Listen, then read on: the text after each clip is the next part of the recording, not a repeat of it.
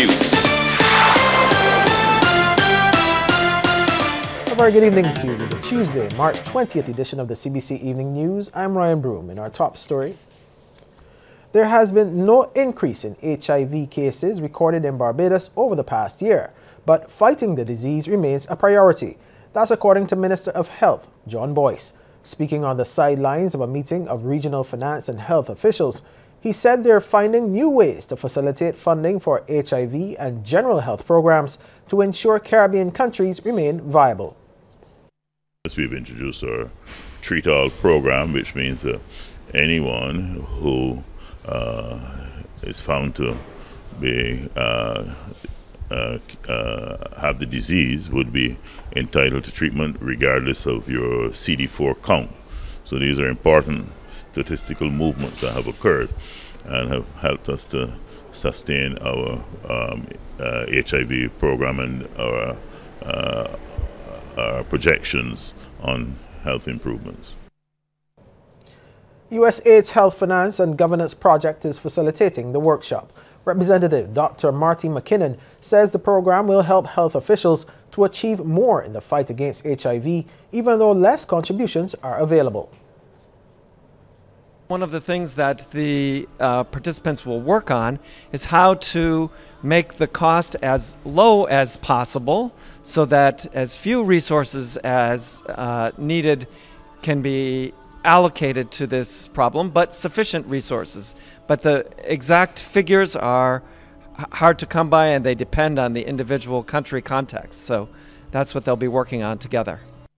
In other news, Finance Minister Chris Sinclair has been commenting on the island's economic situation, explaining that since the 2011-2012 financial year, Barbados has been losing $258 million annually in revenue as a result of changes to Canadian laws. He says this amounted to about $1.5 billion over time, which was compounded by a decline in tourism earnings. Mr. Sinclair was speaking at the opening of the DLP St. Peter branch office in Mile and a Quarter over the weekend. Our revenue on average was about 33% of GDP. A high of 33%. I believe 1 year it went to 34, but an average of about 33%. That declined. To as far down as 26 to 27% of GDP. But even in spite of all of this,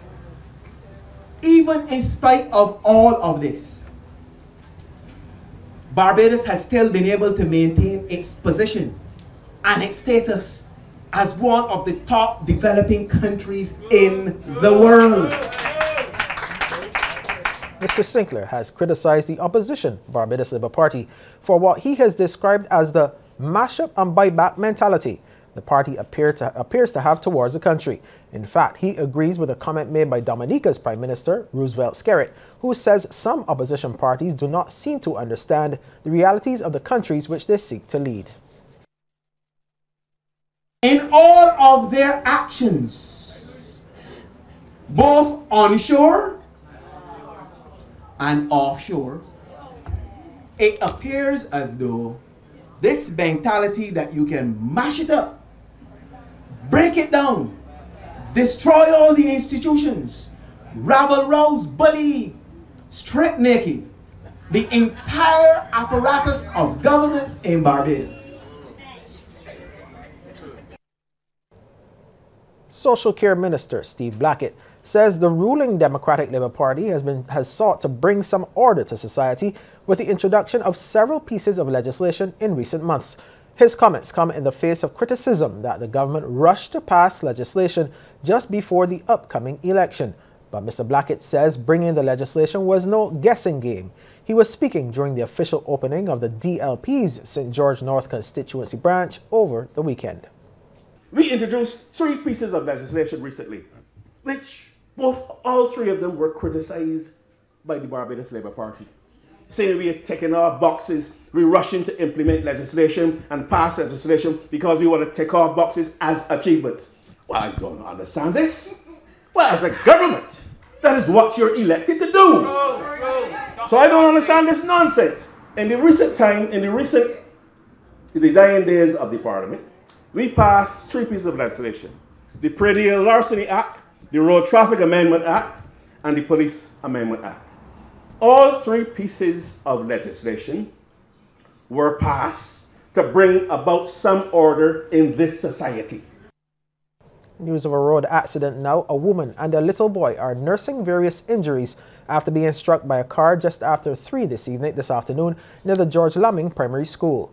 The identity of the injured is not known at this time, but the woman reportedly complained of pains to her feet and arms, while the boy received serious injuries to both feet and was transported to the QEH by private vehicle. The car was driven by an elderly man. Well, we take a pause here, but we'll have more news after the break.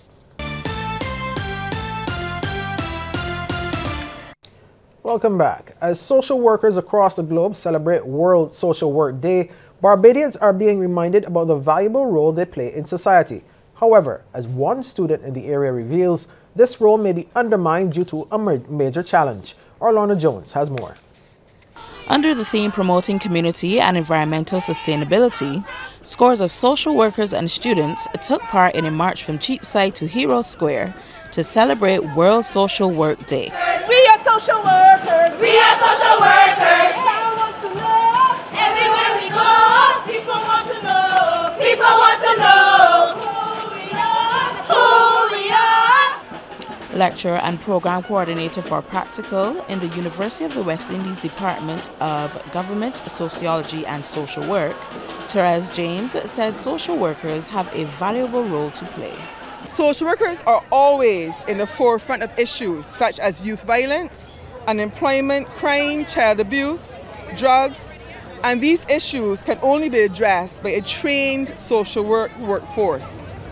Overall, social work is a profession that advocates for social justice, economic justice, equality, and realization of people's rights and dignity, the enhancement of community and the well-being of our environment. This is a heartbeat of what social workers do every day. The march was organized by UWI student Alan Thompson. He is now in his final year in UWI's social work program and believes the training provided to social workers is important in tackling the issues in society. You learn a lot of different variety of courses: human behavior, active listening skills. There's so many courses that are so important to this social work degree that helps you as an individual to grow. And when you're finished here, you can then go out into society, into the community, and help each other. However, Mr. Thompson says job availability may be a concern for those getting into the field. He says it's a challenge social workers are facing and trying to overcome. We may have a problem with the work in terms of getting jobs at this time, but we are pushing and pushing hard to see if we can get more jobs in place. We have, as you will know, BABSW. The actual name is Barbados Association for Professional Social Workers. They are trying their best with the president, Sharon Rose and the vice president, Mr. Fabian Sargent, to get these things pushed through government so we can be able to have some more jobs. Also, we know we need social workers in schools, which is very important for us at this present time. In keeping with their focus on environmental sustainability, a panel discussion on waste management comes off tomorrow at UWI. Lorna Jones, CBC News. Thanks, Lorna. Well, joining us now to talk about a bit more about the role of social workers is President of the Barbados Association of Professional Social Workers, Sharon Rose Giddens. Good evening, Ms. Giddens. How are you? Welcome.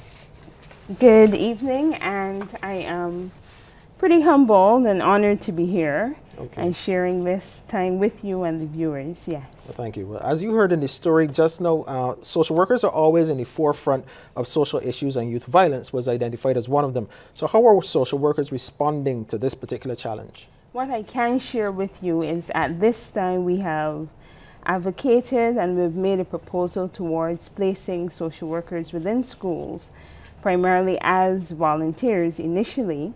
And that proposal has been revised and currently being edited pertaining to the situation as we've seen developed over the year.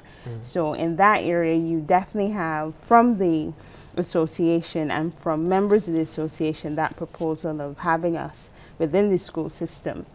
But I want us to understand that youth violence doesn't start primarily in the school. It starts within the community, within the family. So what we're hoping to do is to bridge what's taking place at home, community, with what we're seeing. Basically, if you have students who are acting out, then maybe something at home is causing them to act out. And you've heard it over and over again, and we are there basically advocating for having us in the schools, and also support what the Chief Education Officer would have shared here at some point, where she spoke of having social workers as volunteers. So we're definitely one in harmony with that. We need to be there. We are not just a one-off project. It's something that's sustainable, given the skills and education and qualifications that we have, yes, in terms of making that bridge. And you would say that that has been effective in terms of that intervention at the schools? It has been effective so far?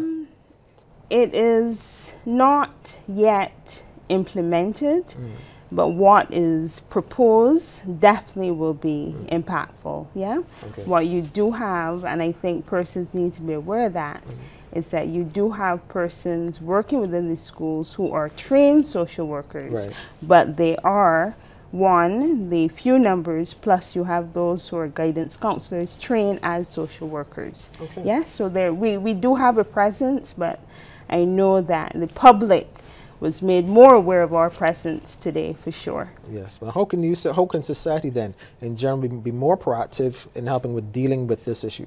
I would like society to be able to reach a point where when they see something, when they know something, be able to report it to the right group of persons. There are plenty of opportunities out there. This is our society, and we need to be able to realize that we have a stake in it. So if you see something and you know that something is happening that should not be happening, like a child who may be always late, or a child who is with an empty bag going to school, things like that, be able to report and say to the particular entity, whether it is to the teacher, whether it's to the school, you know, just report it. If something is going wrong, then let's know. And I want society to be able to do that. You know, you see something, say something, let's not just be hit. Correct, correct. And what are some of the other pressing problems that social workers are being faced with? And I want to share with what Mr. Alan Thompson just shared, which is definitely the situation of you're graduated and you find yourself unemployed within the field of social work. So therefore we've reached the point where we need to explore non-traditional areas for social workers, where you think of green social work, and that is the environment and the ecology. For example, if you think of what's happening now on the south coast, I think at some point we need to say, well, no more, we definitely need to have no more travel advisory, you know, what is happening to our family, you know, be able to put a social worker in there who can follow up. How are these families coping with what's going on, as well as the community? What would you say is the most important thing that can be done for social workers to help them to be more effective at their job? And I think the social workers who are watching, I will encourage you to join the association. Join us. This year we are adamant in pushing the investment in self. So social workers, join us. We have a lot in store for you within the next 2 years, and definitely we will achieve that. Thank you very much. That has been Sharon Rose Gittins. She is the president of the Barbados Association of Professional Social Workers on this World Social Work Day 2018. Well, in other news now, some unruly behavior by some members of the public has forced the Brantford Tate Polyclinic in Black Rock, St. Michael, to close a little earlier on afternoons. In a release issued through the Government Information Service last evening, the Ministry of Health says the polyclinic, which now closes at 6:30 p.m., will now be closed at 4:30 p.m. until further notice. According to the ministry, there has been an escalation in bad behavior by some members of the public while on the compound, which has negatively impacted the ability of staff to carry out their duties. It has also affected other persons seeking care. Reported incidents have ranged from verbal abuse to acts of intimidation and threats. In response, the ministry is working in collaboration with the Division of Defense and Security, as well as the Royal Barbados Police Force, to institute a number of measures to improve security for staff as well as members of the public. Well, Barbados and the other countries in the region must come together to develop disaster preparedness strategies. This suggestion from Dominica's Minister of Foreign Affairs, Francine Barron. She was speaking during a ceremony to recognize Barbadian businesses which assisted in the relief efforts after her country was struck by Hurricane Maria last September. Sharika Griffith has more. The Dominican Foreign Affairs Minister says the hurricanes that ravaged the region last year brought out the best of CARICOM, not only from a humanitarian standpoint, but it also showed the strength and usefulness of regional bodies such as SEDIMA and the RSS. Going forward, the Honorable Francine Barron believes regional neighbors must recognize that their chances of making it in a competitive world are better if they plan and act together. Though there will always be room for intra-regional competition in matters relating to trade and to the search for competitive advantage, the disaster preparedness space is one where we can ill afford to go it alone. Barron also believes that in a region where hurricanes are an annual occurrence, the time has come for attitudes to shift so that people move beyond merely accepting the situation and instead take steps to thrive and not merely survive. Simply put, we cannot continue to reboot the reconstruction and development process after each storm. Though we are powerless to prevent hurricanes, tropical storms, droughts, and earthquakes, we must limit the impact of this phenomenon on our economic sectors, our housing stock, our hospitals and clinics, our schools, as well as our businesses, hotels, and public infrastructure. If you look inside your heart, she made the comments during an evening of appreciation held by the Dominica Association of Barbados for Barbadian entities which played a role in the relief efforts after Maria. Local Foreign Affairs Minister Maxine McLean says kindness and generosity among members of the CARICOM family was nothing new and pledged Barbados' continued support to Dominica. I anticipate that Barbadians individually and collectively will continue to show their brotherhood and sisterhood in tangible ways. I am very conscious of the resilience of my friend and the people of Dominica, and we will continue to work with you. I pledge that this is what we will do. Priest in charge of Our Lady Queen of the Universe Roman Catholic Church, Monsignor Vincent, says Barbadians can learn a thing or two from Dominicans. I admire the courage of the peoples of Dominica. Countries flatten, and days after, people are up and going ahead, rebuilding their lives, rebuilding their homes, rebuilding their industries, and so on. And you can teach us many things where that is concerned. Hurricane Maria struck Dominica on September 18, 2017.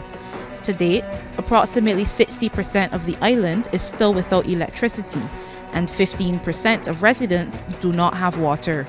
Sharika Griffith, CBC News. Well, we take another break here, but when we come back, we take a look at some of the stories making headlines across the region.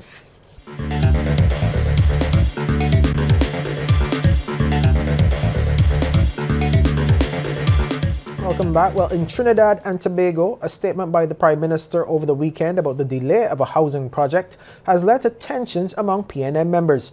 Now, a former housing minister, Emily Dick Ford, is contemplating legal action against the PNM's Women's League. This project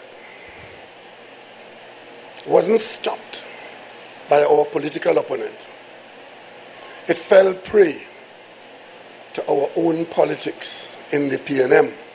This was part of the comment that prompted a response from former PM Patrick Manning's wife, Hazel.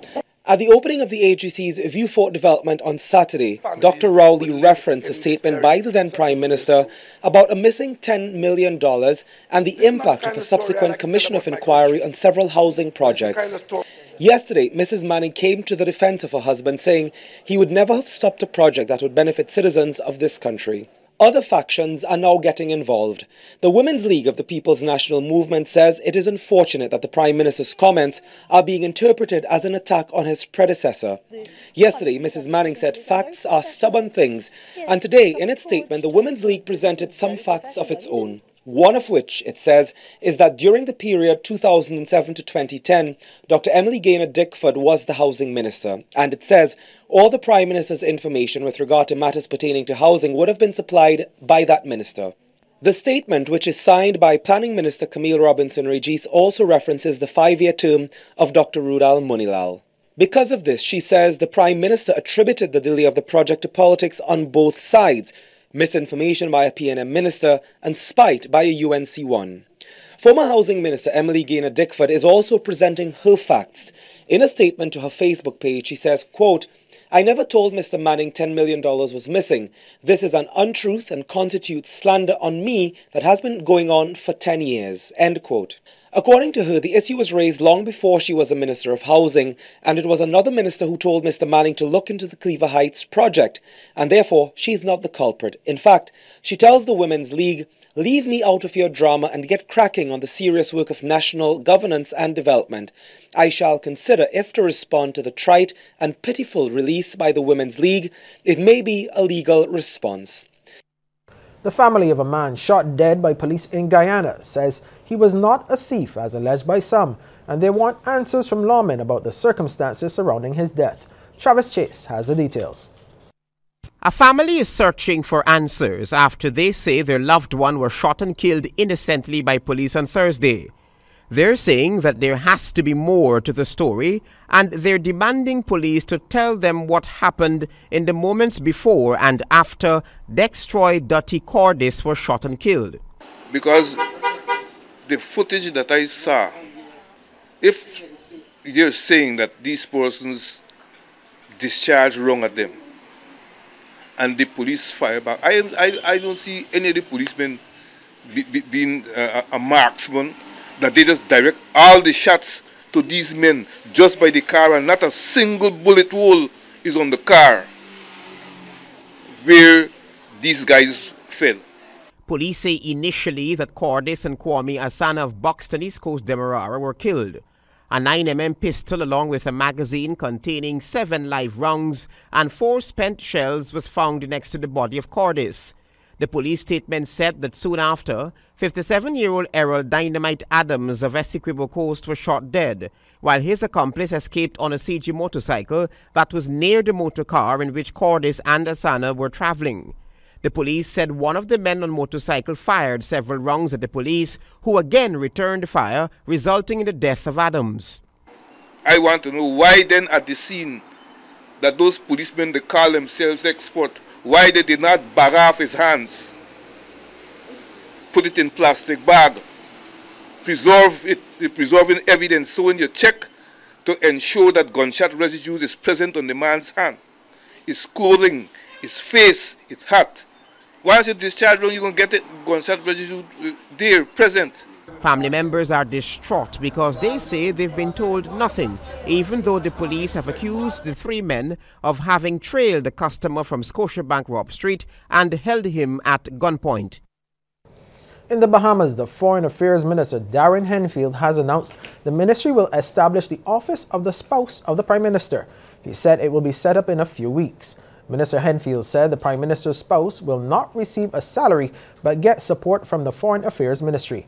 He said the office will be involved in important work, which will engage in the forum of First Ladies and Spouses of the region, will help to bring more focus to issues such as promoting the health and well-being of adolescents in the Caribbean and reducing adolescent pregnancy, expounding on the prevention of various forms of cancer that are prevalent among women, encouraging the elimination of mother-to-child transmission of HIV and congenital syphilis in the region, and more. Mr. Speaker, in September of 2017, the spouse of the Prime Minister, at the invitation of the First Ladies and Spouses of CARICOM, addressed the forum in Belize, which served to launch the Spouses of the Caribbean Leaders Action Network, or SCLAN as it is called. Well, a glimpse into the world of sports is just ahead, but first, here's a tip from Cooperators General Insurance. This tip of the day is brought to you by Cooperators General Insurance Company Limited. Insurance the way you want it to be. Anti-doping rule violations number 5. Doping is defined as the tampering with any part of the drug testing process. This fact is brought to you compliments the National Anti-Doping Commission.